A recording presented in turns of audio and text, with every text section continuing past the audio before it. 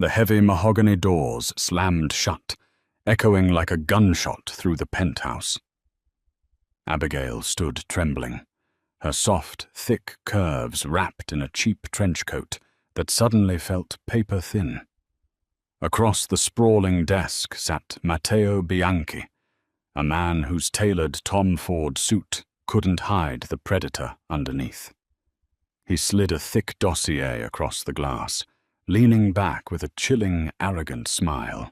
"I bought your father's debt," the smug Mafia boss announced, his dark eyes trailing over her full figure with a dangerous glint. "And now, you belong to me."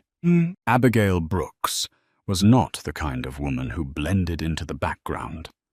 At 26, she was pragmatic, fiercely intelligent, and carried her 240-pound frame with an unapologetic, quiet grace. She was a woman who took up space in a world that constantly told her to shrink. Working as a senior forensic auditor for a mid-sized accounting firm in Midtown Manhattan, she spent her days untangling the financial messes of wealthy, careless men. But absolutely nothing in her meticulous, spreadsheet-driven life could have prepared her for the catastrophic ruin her own father, Arthur Brooks, had invited into their lives. Arthur was a man of grand, foolish dreams. His company, Brooks Logistics, had been struggling for years, crippled by supply chain issues and his own chronic gambling addiction. Abigail knew things were tight. She had bailed him out of 2 mortgages and surrendered her own savings to keep his payroll afloat. What she didn't know was that Arthur had bypassed the banks entirely for his latest bailout. He had gone to Aegis Financial Holdings, a shadow lending firm in the financial district that operated as a legitimate front for the Bianchi crime syndicate. It was a brutally wet Tuesday evening in November when Abigail's world fractured. She had rushed to her father's office in Queens after receiving a frantic, breathless voicemail. The rain lashed against her umbrella as she navigated the cracked pavement of the industrial park. Her wet slacks clung to her thick thighs, and her heart hammered a frantic rhythm against her ribs. When she pushed open the frosted glass door of Brooks Logistics, the usual hum of dispatchers was dead. The office was empty, save for the dim light spilling from Arthur's private suite at the back. Abigail marched down the hallway, her wet boots squeaking on the linoleum. "Dad?" she called out, her voice echoing in the silence. She rounded the corner and stopped dead. Arthur Brooks was on his knees. The 60-year-old man, usually so proud and stubborn, was weeping into his hands, his face pale and slick with terror. Standing over him, examining a brass paperweight with casual, terrifying indifference, was Matteo Bianchi. Matteo was a ghost story whispered in the boardrooms and back alleys of New York. At 32, he had inherited the Bianchi empire and transformed it from a street-level mob into a sophisticated, multi-billion-dollar enterprise. He was devastatingly handsome, with sharp, aristocratic features, jet-black hair, and eyes as cold and unforgiving as deep water. He wore a bespoke charcoal suit that hugged his broad shoulders, radiating an aura of absolute, unchecked power. 2 massive men in dark suits stood by the door, their hands resting ominously inside their jackets. "Ah," Matteo murmured, tossing the paperweight onto Arthur's desk with a heavy thud. He turned his gaze to Abigail. His eyes swept over her, taking in her rain-dampened hair, her flushed, round cheeks, and the generous curve of her hips and bust beneath her soaked trench coat. Unlike most men who looked at her with either dismissal or fetishized curiosity, Matteo's gaze was calculating, heavy, and undeniably possessive. "The daughter arrives. Abigail, I presume." "Who are you?" Abigail demanded, forcing her voice to remain steady despite the violent shaking of her hands. She stepped forward, deliberately placing her plush, formidable body between the dangerous stranger and her weeping father. "What is going on here? Dad, get up!" "Abby, please," Arthur sobbed, not moving an inch. "Don't make him angry. You don't understand what I've done." "I am Matteo Bianchi," the man said, sliding his hands into his pockets. He stepped closer, invading Abigail's personal space. The scent of him, expensive cedar, bergamot, and a faint metallic trace of something that smelled like ozone, washed over her. "Your father has a habit of making promises he cannot keep, Miss Brooks. Specifically, to the tune of $6.8 million. Money he borrowed from my associates under the guise of expanding this pathetic excuse for a logistics company. Money he instead lost at underground baccarat tables run by a man named Jonathan Mercer." Abigail felt the blood drain from her face. 6.8 million. It was a death sentence. There was no way out of a debt that size. Her mind raced, her forensic accountant instincts kicking in even as panic threatened to choke her. That's impossible. No legitimate lender would approve that kind of capital without extensive collateral. "You are absolutely right," Matteo smiled, though the gesture was utterly devoid of warmth. It was a smug, predatory smirk. "But we are not a legitimate lender, Abigail. We are the consequences of bad decisions. And your father offered the only collateral he had left." Matteo reached inside his breast pocket and produced a folded legal document. He held it out to her. Hesitantly, Abigail took it. As she read the meticulously typed words, her stomach dropped into an abyss. It was an assignment of debt, a complete transfer of Brooks Logistics assets, and a horrifying secondary clause. The clause stipulated an indentured guarantor. "I bought your father's debt," the smug Mafia boss announced, his voice dropping to a low, velvety purr that sent a shiver straight down her spine. "And now, you belong to me." "You can't do this," Abigail whispered, clutching the paper so hard her knuckles turned white. "This isn't the 1800s. You can't just claim a human being as collateral. It's illegal. It's slavery. In a court of law? Perhaps," Matteo chuckled, taking another step forward until his chest was merely inches from hers. He looked down at her, his gaze intense. "But we are not in a courtroom, Miss Brooks. We are in my world now. Your father owes me his life. I can have him dismantled piece by piece and dumped in the East River before midnight, and not a single cop in this city would blink. Or you can honor his contract. You come with me. You work for me. You balance my books. You sleep under my roof, and you belong to my family until the debt is paid. The choice is yours." The silence in the office was deafening, broken only by the rhythmic drumming of the rain against the window pane and the pathetic, ragged breathing of Arthur Brooks on the floor. Abigail stared into Matteo Bianchi's dark, fathomless eyes, her brilliant mind frantically searching for a loophole, an exit strategy, anything to wake her from this nightmare. But there was no spreadsheet that could balance a threat to her father's life. "Abby, don't do it," Arthur whimpered, finally finding a shred of his spine. He tried to push himself up, but one of Matteo's men, a massive enforcer with a scarred brow, stepped forward and placed a heavy, punishing hand on the older man's shoulder, forcing him back down. "I'll figure it out. I'll get the money, Bianchi. Just give me a month." "You had 6 months, Arthur," Matteo said softly, not breaking eye contact with Abigail. "Your time expired at 5 o'clock today. I am offering an act of supreme mercy by accepting your daughter in your stead. You should be thanking me." Abigail's breath hitched. She looked at her father, at the deep lines of failure and terror etched into his face. Despite his flaws, despite the sheer, selfish stupidity that had led them here, he was her father. She couldn't let him die. She squared her shoulders, lifting her chin to meet Matteo's gaze. She refused to cower. She was fat, she was exhausted, and she was terrified, but she was not weak. "If I go with you," Abigail said, her voice remarkably steady, "the debt is suspended. You don't touch him. You don't touch his house."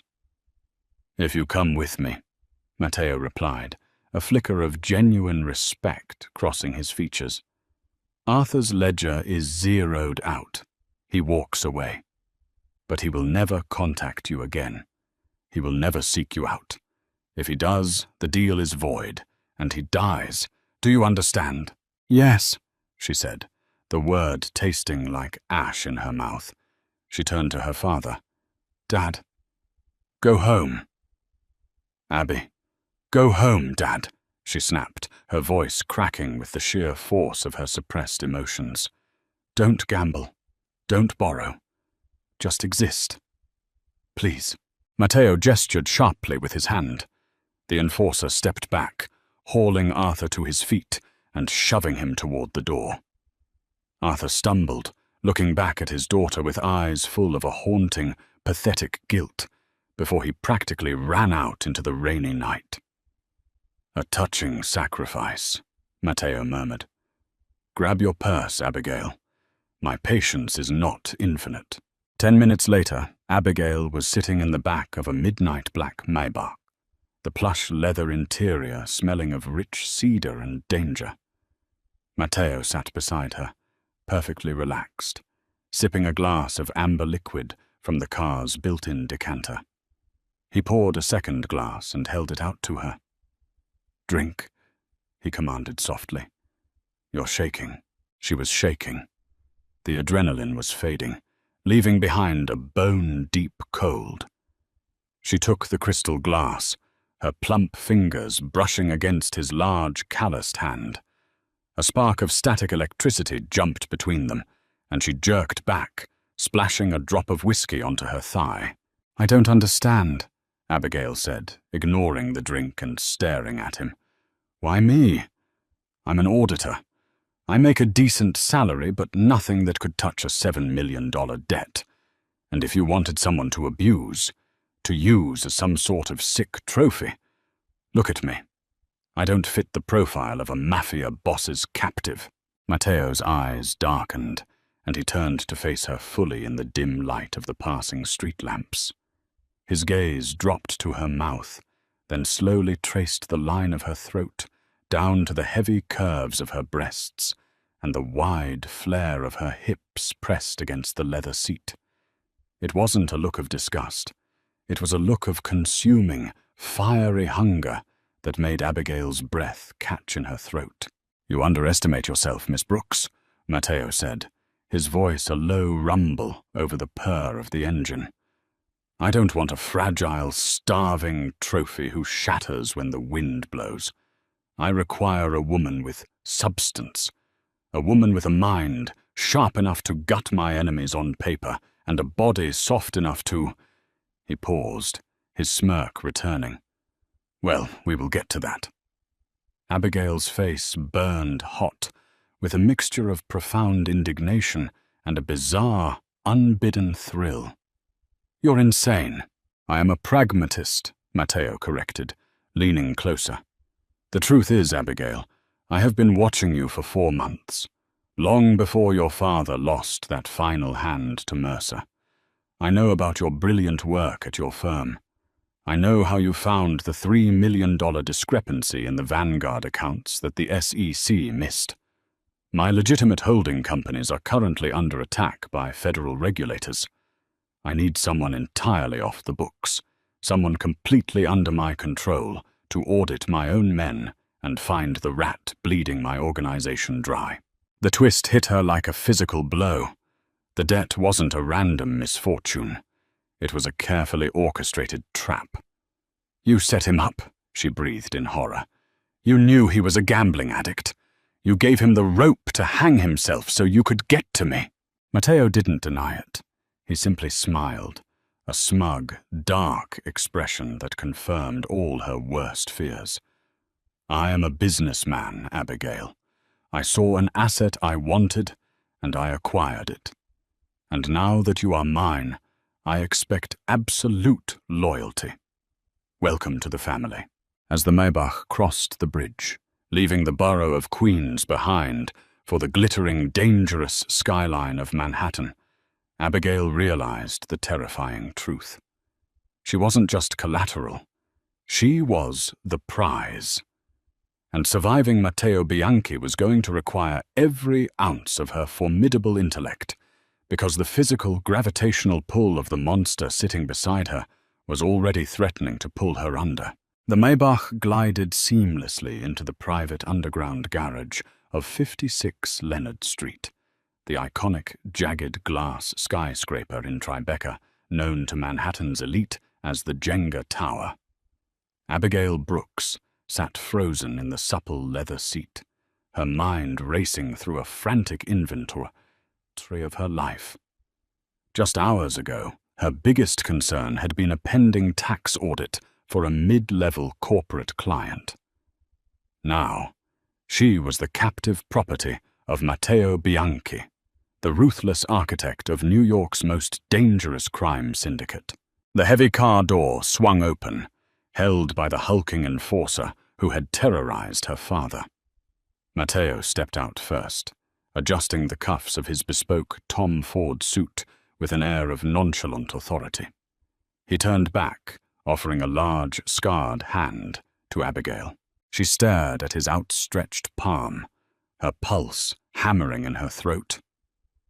Slowly, deliberately, she bypassed his hand and hauled herself out of the low car, her thick thighs protesting the awkward movement. She adjusted her damp trench coat over her wide hips, lifting her chin to meet his amused gaze.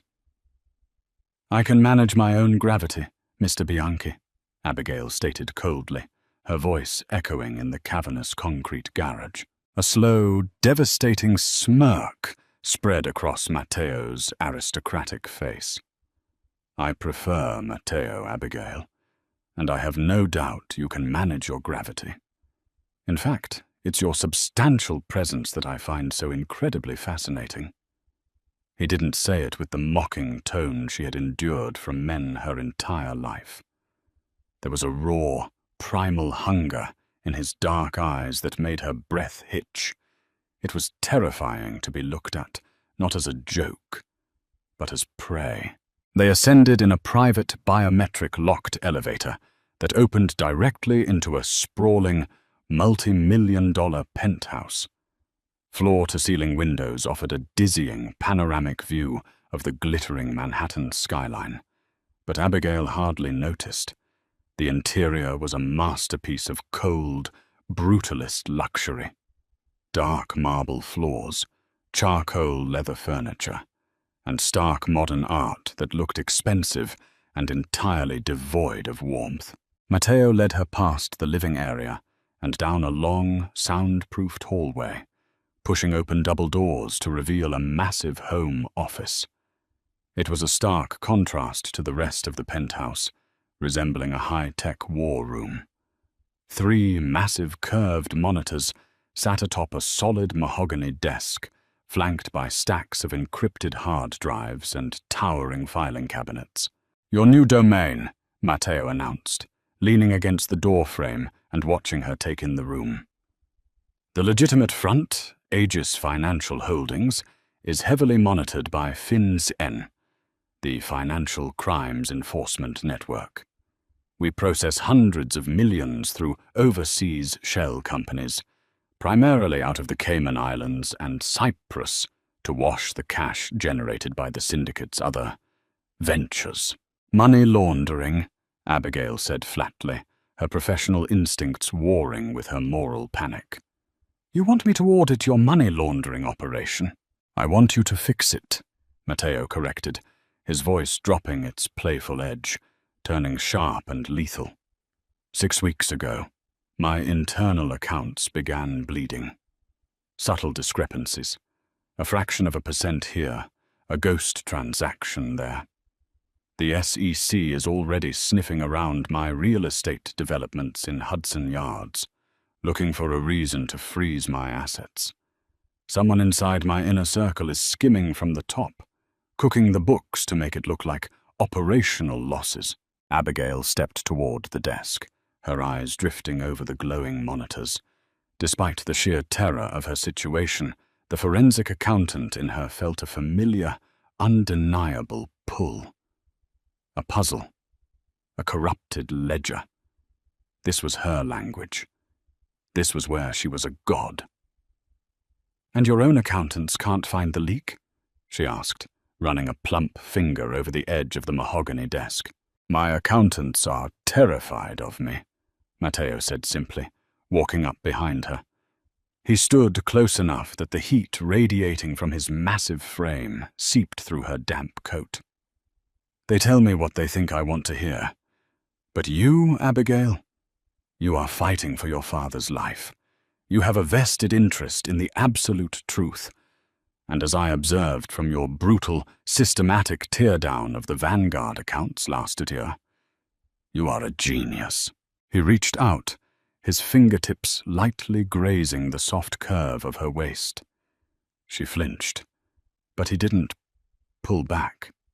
Instead, his hand settled firmly on her hip, an anchor of possessive heat.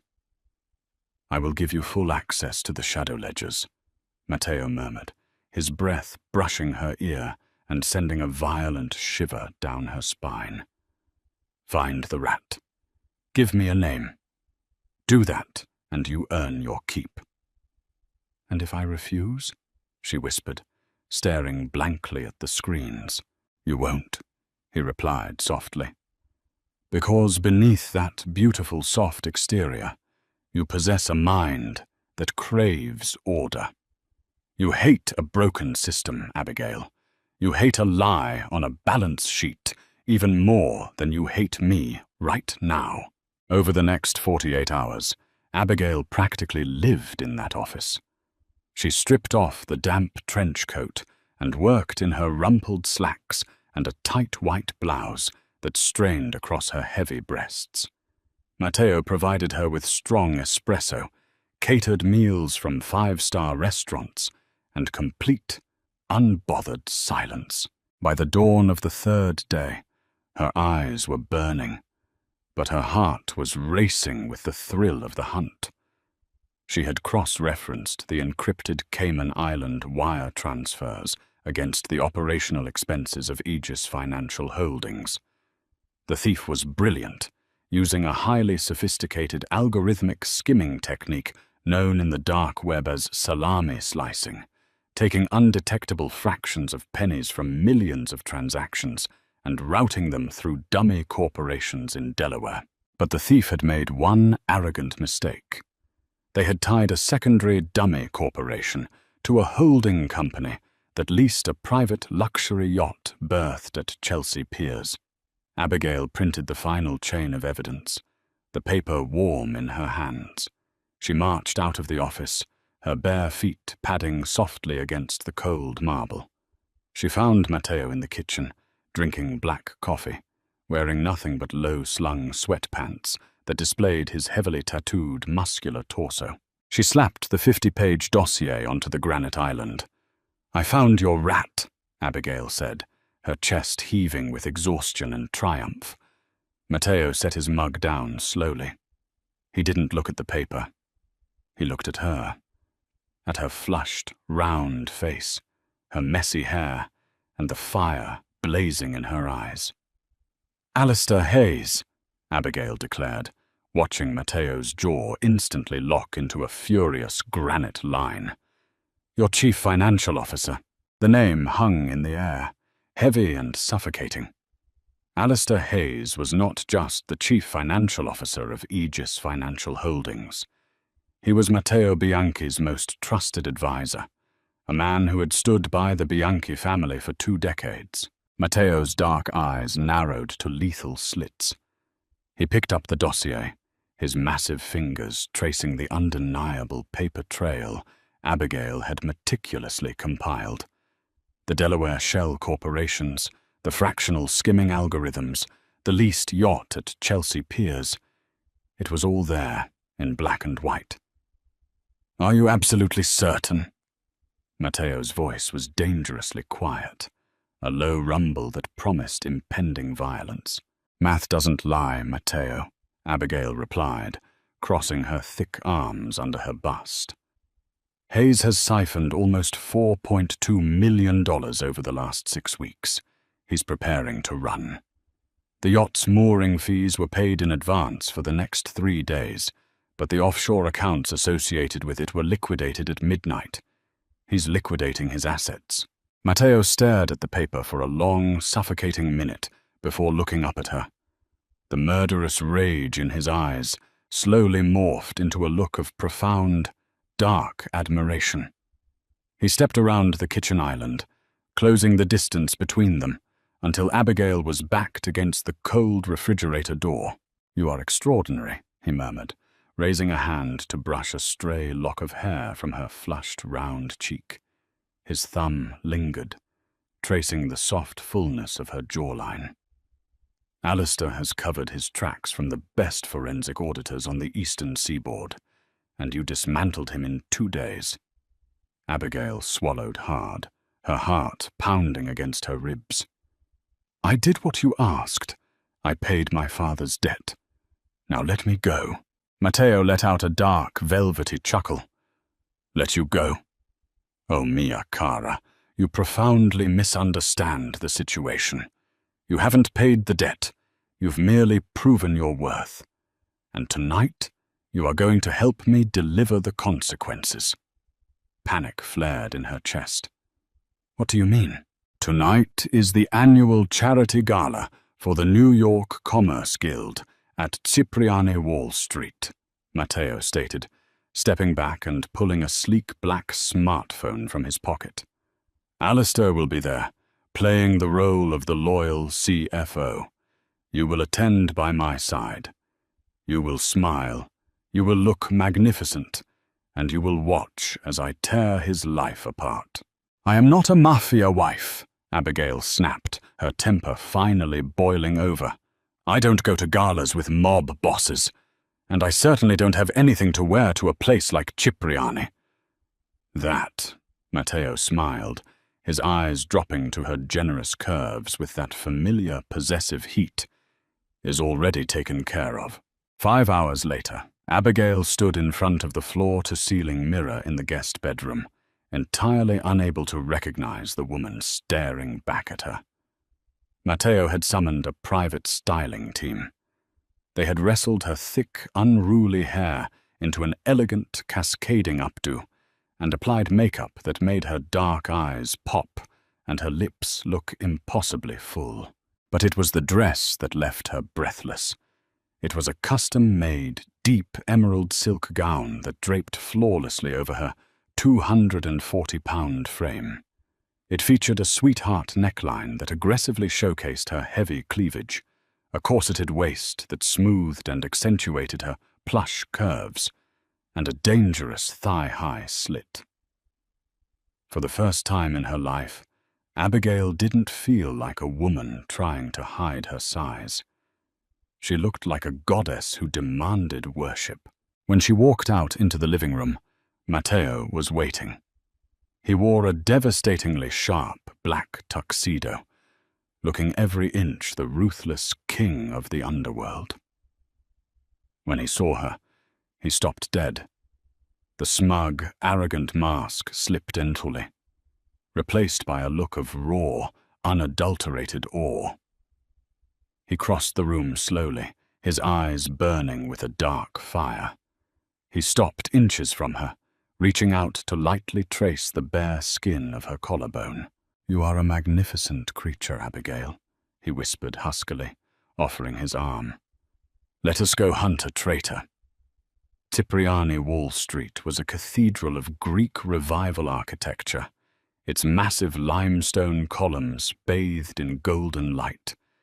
The grand ballroom was packed with Manhattan's elite, politicians, hedge fund managers, and men who operated comfortably in the violent grey areas of the law. The moment Matteo and Abigail entered, The temperature in the room seemed to drop. Eyes tracked them. Whispers rippled through the crowd. Abigail felt the weight of their judgment. They were looking at the notorious mob boss and the fat, unknown woman on his arm. But Matteo didn't hide her.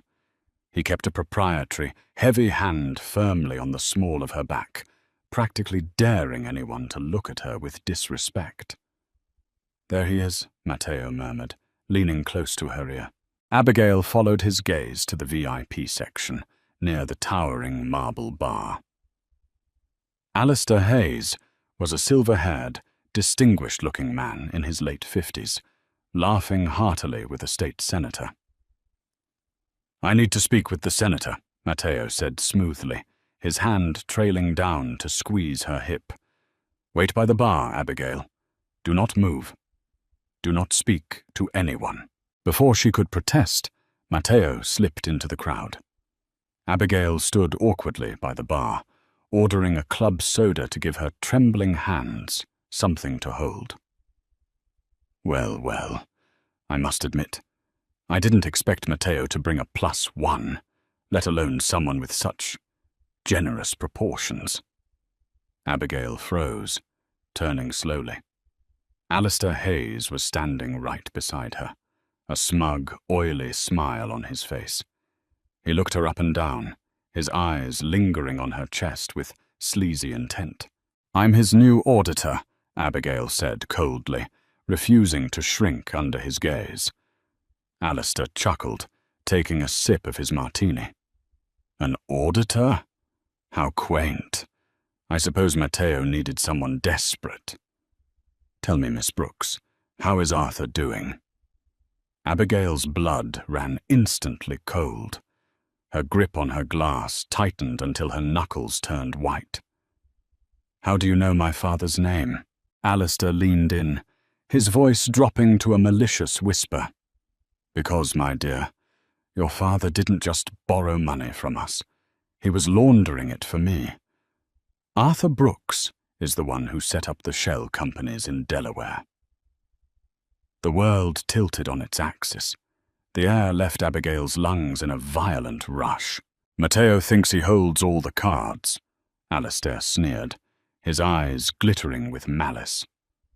"But your father is the key to bringing down the entire Bianchi empire, and if Matteo touches me tonight, the feds receive a very detailed ledger that your pathetic father personally signed." Before Abigail could even process the catastrophic revelation, a massive, familiar hand clamped down onto Alistair's shoulder with bone-crushing force. "Alistair," Matteo's voice purred behind them, dripping with lethal intent. "I hope you aren't boring my date with your creative accounting theories." Alistair Hayes flinched, the smugness instantly draining from his aristocratic face as Matteo Bianchi's heavy hand anchored him in place. The pressure was subtle enough to go unnoticed by the surrounding crowd of socialites and politicians, but Abigail could see the way Alistair's knees buckled slightly under the sheer, punishing force. "Matteo," Alistair gasped, recovering his composure with a strained, artificial smile. "I was just getting acquainted with your stunning new associate." "You are a remarkably bold man, Alistair," Matteo murmured, his voice a smooth, venomous purr. He leaned in, his dark eyes devoid of any warmth. "To steal from me is a fatal error. To threaten the woman standing by my side in public? That is a special kind of suicide. Let us take a walk. We have business to conclude." Without waiting for an answer, Matteo gripped Alistair by the elbow, steering the older man away from the crowded bar.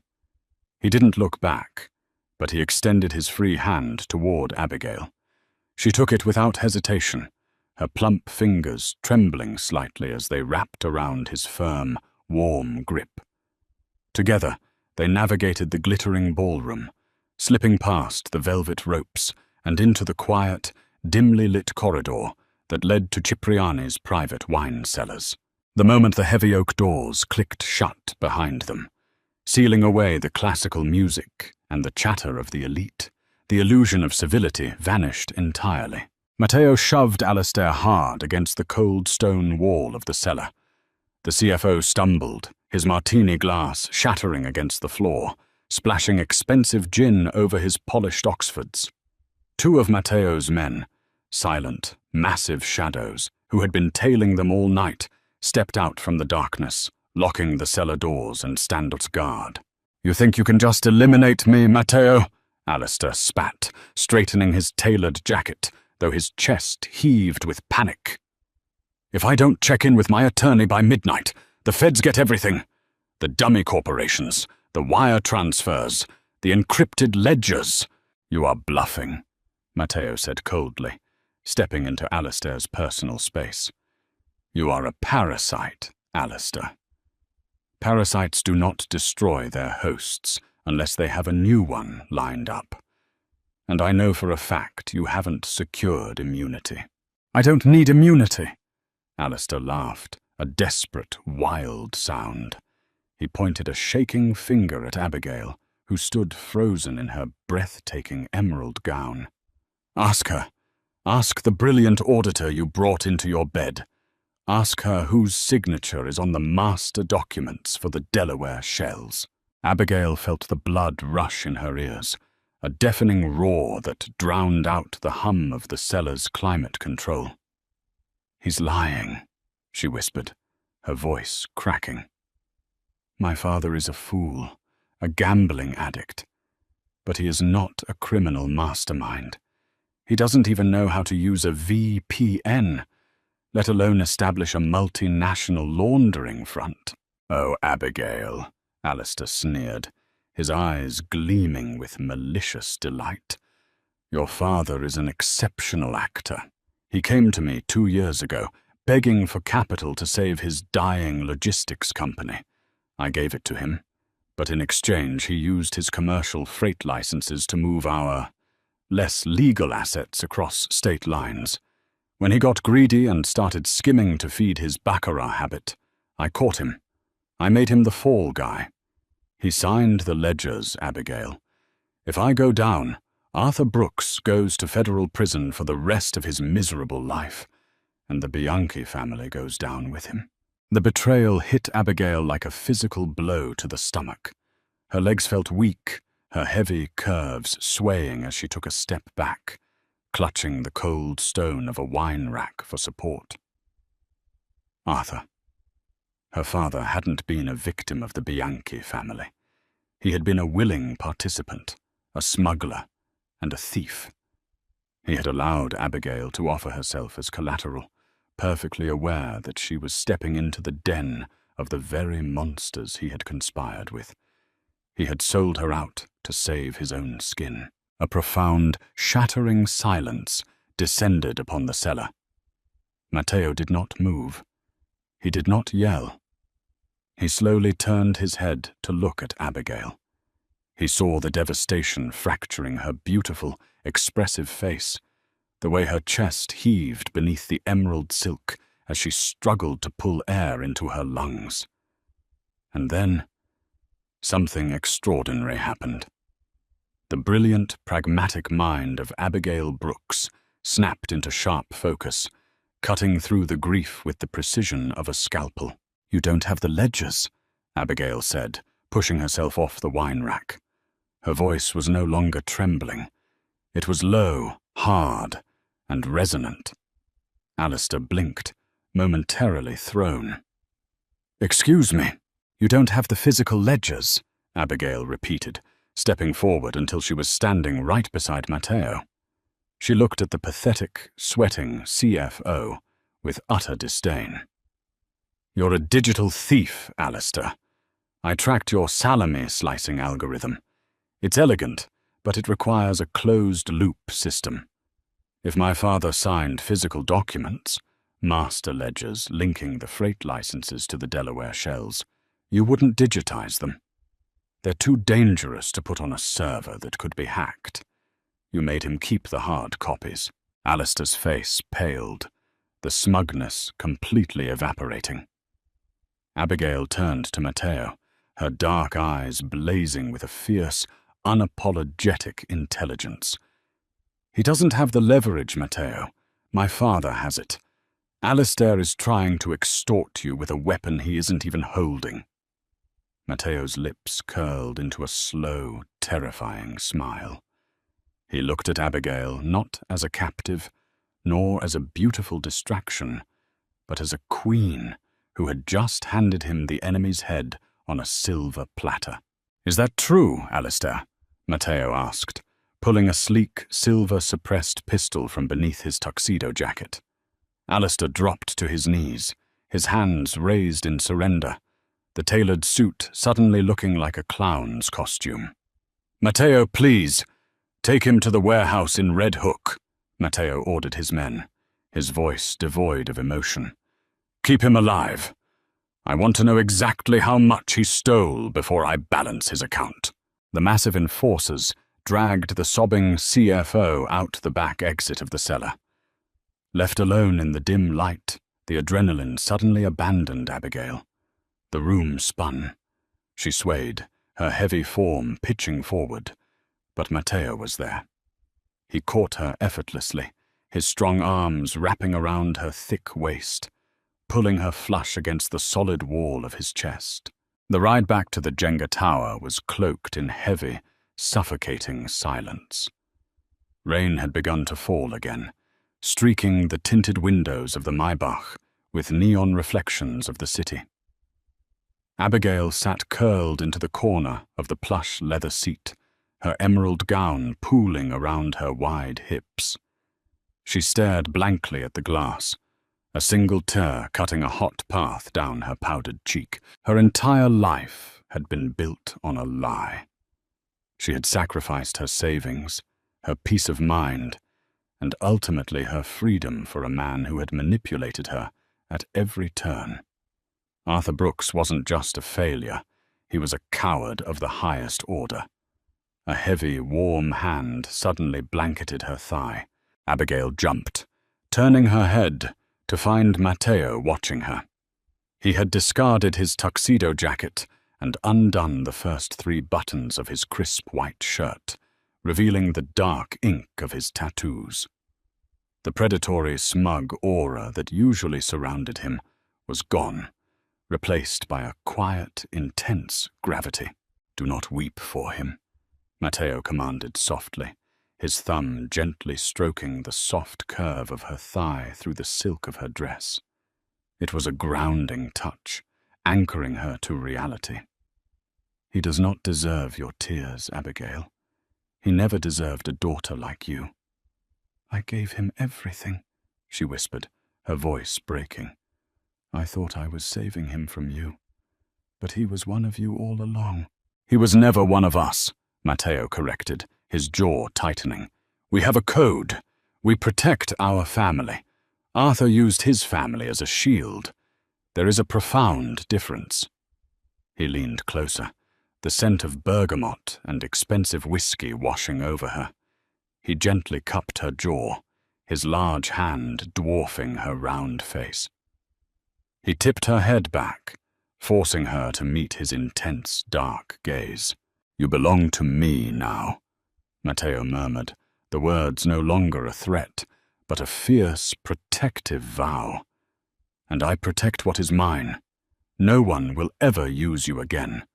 Not Alistair, not the feds, and certainly not Arthur."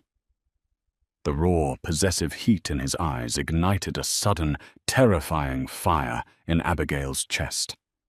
For the first time, she didn't want to pull away. She leaned into his touch, her breath hitching as his thumb brushed over her full lower lip. "We have to find the ledger," Abigail said, forcing her mind back to the crisis at hand, though her heart was pounding furiously against her ribs. "If Alistair doesn't have it, my father hid it. He's paranoid. He wouldn't keep something that incriminating at the logistics office. I audited that building myself. There's no safe." Matteo's eyes darkened with respect. Even in the midst of heartbreak, her brilliant mind was working. Where would a paranoid coward hide a physical book that guarantees his life? Abigail closed her eyes, sifting through 26 years of memories, searching for the anomaly. When I was a teenager, before the logistics company went under, he bought an old, rusted-out auto body shop in Greenpoint. He told my mother it was an investment property, but he never developed it. He just paid the property taxes every year, religious about it. Even when we couldn't afford groceries, he paid the taxes on that useless garage. A secondary location, Matteo mused, a dangerous smile touching his lips. He tapped the glass partition separating them from the driver. Change of plans. We are going to Greenpoint. The Maybach tore through the wet streets of Brooklyn, pulling up to a desolate, graffiti-covered garage nestled under the shadow of the Kosciuszko Bridge. The area was completely abandoned, lit only by the sickly orange glow of a single street lamp. Matteo ordered his men to secure the perimeter before stepping out of the car. He turned and offered his hand to Abigail. This time, she took it. She stepped out into the damp chill of the night, the heavy emerald silk of her gown brushing against the cracked pavement. The heavy corrugated metal door of the garage was secured with a heavy-duty padlock, but one of Matteo's men dispatched it in seconds with a pair of bolt cutters. The door groaned upward, revealing a cavernous, pitch-black space, smelling of old motor oil and decay. Matteo pulled a tactical flashlight from his enforcer and stepped inside, pulling Abigail close to his side. His free hand rested casually on the grip of the pistol tucked into his waistband. The beam of light swept over rusted car parts, stacks of rotting tires, and finally, nestled in the far corner beneath a heavy tarp, a massive, antique Diebold safe. Bingo, Abigail breathed, her heart racing. They approached the safe. It was an old mechanical dial, the kind that required a physical combination, completely impervious to digital hacking. Can you open it? Matteo asked, looking down at her. Abigail stared at the brass dial. My father is a creature of habit. He only uses numbers that mean something to him. She knelt awkwardly in her gown, her thick thighs pressing against the cold concrete. She reached out, her fingers resting on the cold metal. She tried his birthday. Nothing. She tried her mother's anniversary. The dial wouldn't budge.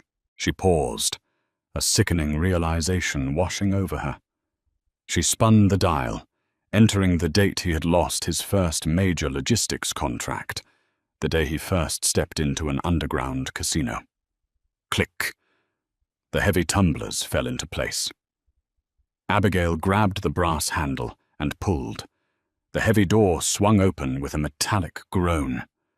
Inside, resting on a single metal shelf, was a thick, black, leather-bound ledger. She reached out to grab it, but a sudden, deafening gunshot shattered the silence of the garage. Sparks flew as a bullet ricocheted off the steel casing of the safe, mere inches from Abigail's head. Matteo reacted with terrifying speed. He grabbed Abigail by the waist, violently hauling her heavy frame behind the thick steel door of the safe for cover as a barrage of automatic gunfire rained down upon them from the shadows near the entrance. Well, well, well. A harsh, unfamiliar voice echoed through the dark garage over the ringing in Abigail's ears. Alistair said you'd figure it out eventually, Bianchi, but he paid us a hell of a lot of money to make sure you never leave this garage with that book. The deafening roar of automatic gunfire tore through the damp, subterranean air of the Greenpoint garage. Concrete dust exploded above their heads as bullets chewed through the cinder-block wall behind the heavy Diebold safe. Matteo's arm was a band of iron across Abigail's chest, crushing her back against the cold steel of the safe door. He shielded her completely, using his massive muscular frame to absorb any potential shrapnel. "Stay down!" Matteo roared over the relentless barrage. He didn't wait for her to answer. In one fluid, lethal motion, he drew his silver-suppressed pistol, leaned out from their meager cover, and fired 3 precise shots into the darkness. A sharp cry of pain echoed from the entrance, followed by the heavy thud of a body hitting the oil-stained concrete. "Spread out! Flank them!" yelled a gritty, heavily accented voice from the shadows. "Alistair paid for the book, and he paid double for Bianchi's head. Get moving, Donovan! Cover the left!" Abigail's heart hammered a frantic, terrified rhythm against her ribs. She was a forensic auditor, a woman who found absolute peace in the quiet, predictable order of numbers and spreadsheets. The smell of burning cordite and copper blood was entirely alien to her. Yet as she crouched in her ruined emerald gown, her thick thighs trembling against the freezing floor, a strange, profound clarity washed over her. She looked at Matteo. His bespoke white shirt was smeared with concrete dust, his dark eyes narrowed in lethal concentration. He was checking his magazine, calculating his odds with the same cold pragmatism she used to balance an impossible ledger. He was a monster to the rest of the world, but right now, he was standing between her and certain death. "Bennett!" Matteo shouted into his earpiece, trying to reach the enforcers he had stationed outside. Static hissed back at him. The mercenaries had jammed their comms. "It is just us, Abigail. When I move, you stay behind this safe. Do not move unless I tell you." "There are too many of them," Abigail whispered, her voice tight with panic. She peeked around the bottom edge of the safe.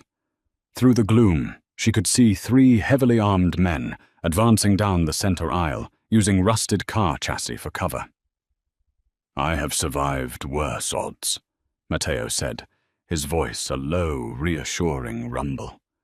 He reached down, his calloused hand briefly gripping the soft, plush curve of her hip. It was a grounding touch, a silent promise. "I will not let them touch you." Matteo spun out from cover, firing a rapid succession of shots that forced the advancing mercenaries to duck behind a crumbling Ford Mustang. But another mercenary, a towering man holding a shotgun, had climbed atop a stack of heavy industrial tires on their right flank. He racked the slide, aiming directly down at Matteo's exposed back. "Matteo, above you!" Abigail screamed. Without thinking, driven by a primal surge of pure adrenaline, Abigail threw her weight forward. She wasn't a small, fragile woman. She was a formidable force. She slammed her heavy shoulder into a towering cast-iron tool chest, resting precariously on rusted casters beside the safe. The sheer momentum and power of her 240-pound frame sent the massive chest hurtling forward. It violently crashed into the stack of tires just as the mercenary pulled the trigger. The shotgun blast went wildly off target, shattering the ceiling lights above them. The mercenary lost his balance, tumbling backward off the tires and hitting the concrete with a sickening crunch. Matteo didn't waste the opening. He pivoted smoothly, firing 2 rounds into the center of the chest of the closest advancing gunman, dropping him instantly. The remaining mercenary, Donovan, panicked. Seeing his team decimated in seconds, he scrambled backward, abandoning the contract and sprinting out into the rainy Brooklyn night. Silence descended, heavy and ringing. The only sound was the steady drip of rainwater leaking through the bullet holes in the corrugated roof. Matteo slowly lowered his weapon. He didn't pursue the runner. Instead, he dropped to his knees in front of Abigail. His hands were frantic, practically tearing at the heavy silk of her emerald gown, searching for blood, for bullet holes, for any sign that he had failed to protect her. "Are you hit?" he demanded, his voice thick with a raw, terrifying panic she had never heard before. His dark eyes searched her face frantically. "Abigail, speak to me. Are you hurt?" "I'm okay," she gasped, her hands coming up to grasp his broad shoulders. She was trembling violently, the adrenaline crashing. "I'm okay, Matteo. I'm not shot." Matteo let out a ragged breath. He closed his eyes, his forehead dropping to rest against her soft, heaving cleavage. He stayed there for a long moment, simply breathing her in. Then he looked up, his gaze filled with a burning, absolute devotion that made the breath catch in her throat. "You saved my life," he whispered, his hands sliding up to cup her flushed, round face. "You magnificent, beautiful, brilliant woman. You saved me." He leaned in and kissed her. It wasn't a gentle, polite kiss. It was a fierce, consuming collision of mouths, fueled by the intoxicating high of survival. Abigail groaned, entirely surrendering to the heat of him. Her plump hands tangled in his thick, dark hair as his tongue swept into her mouth, tasting of expensive whiskey and danger.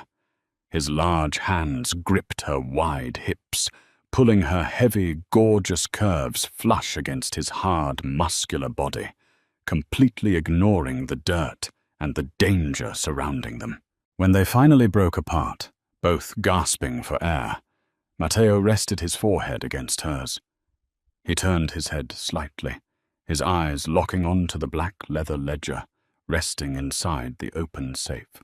He stood up, pulling Abigail to her feet with effortless strength. He reached into the safe and pulled out the book. It was heavy, practically pulsating with the dark secrets of 100 corrupt men. Matteo flipped through the pages, his eyes scanning the meticulous, handwritten columns. He stopped halfway through. "Here," Matteo murmured softly. "Arthur Brooks, the Master Logistics Manifest, linking his company to Alistair's offshore accounts." Abigail stared at her father's signature. It was the absolute proof of his guilt, the chains that bound her to a man who had sold her soul to save his own. Matteo didn't hesitate. He gripped the pages in his massive fist and violently ripped them out of the spine. He pulled a sleek silver lighter from his pocket, flicked the flame, and held it to the corner of the paper. They stood together in the dim, smoky garage, watching as her father's sins curled into black ash and fluttered to the damp concrete floor. "Alistair's crimes remain in the book," Matteo said quietly, tossing the burning remnants aside. He turned to face her, his expression utterly serious. "But Arthur's ledger is burned. The debt is zeroed out. The leverage is gone." Abigail stared at the ashes. "What does that mean?" "It means," Matteo said, his voice dropping to a low, painful whisper, "that you are free, Abigail. You do not belong to me anymore. You can walk out of this garage, return to your firm, and never see me again." He stood perfectly still, offering her the one thing he desperately wanted to deny her. Abigail looked at the ashes, and then she looked up at the ruthless Mafia boss standing before her. She saw the blood on his hands, the danger in his world, and the terrifying, unconditional love burning in his dark eyes. He had bought her. He had terrified her. But ultimately, he was the only man who had ever truly seen her. "You're a brilliant businessman, Matteo," Abigail whispered, stepping forward until her lush breasts brushed against his chest. She reached up, tracing his jawline. "But you're a terrible accountant. You zeroed out the old debt, but you forgot about the new one." Matteo's breath hitched. "What new debt?" Abigail smiled, a confident, radiant expression that lit up the darkness of the garage. "You owe me your life, and I plan on collecting." Will Abigail and Matteo's fiery, dangerous romance survive the treacherous underworld of New York City? Or will the shadows of the Bianchi crime syndicate eventually consume them both? This thrilling tale, of a brilliant, curvy accountant and a ruthless mafia boss proves that sometimes the most unexpected collateral becomes the ultimate prize. If you loved this intense story of dark secrets, breathless action, and undeniable chemistry, don't let the story end here. Smash that like button, share this video with all your romance-loving friends, and subscribe to our channel for more jaw-dropping, high-stakes mafia romance stories.